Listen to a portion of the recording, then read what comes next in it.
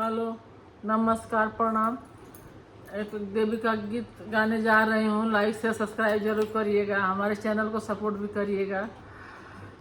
मैया मोरी शेरवा सवरिया कैले आइलू नगरिया, मोरिया जोर भैली हो। मैया मोरी शेरवा सवरिया गरजत आइलू सेवकवा, कुल निहाल भैले हो। भली अइलू ये मैया भली अइलू हो। माई मोरी जवने दिनवा नारी यल घाव धलिहन तवने दिनवा भली अइलू हो।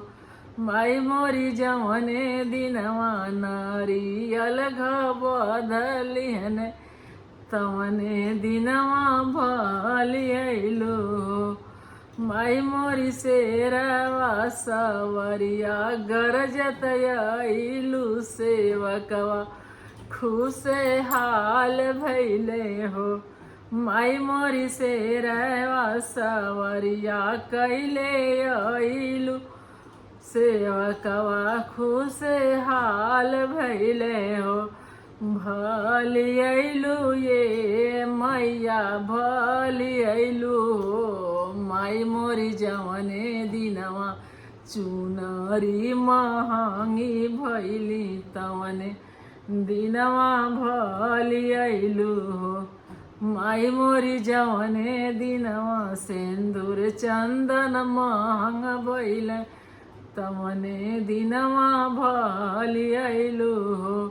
माई मोरी शेरवा सवरिया गरजत आइलू सेवकवा, खुश हाल भैले हो। माई मोरी शेरवा सवरिया गरजत आइलू नगरिया, हमारे सोर भैले हो। भली अइलू ये मैया भली अइलू हो।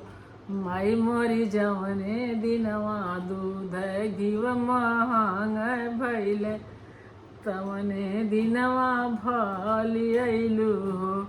माई मोरी जवने दिनवा दूध घीव महंग भैले तवने दिनवा भली अइलू हो।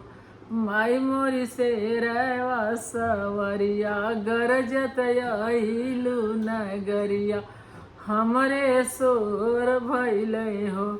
माई मोरी से जय, नमस्कार, प्रणाम।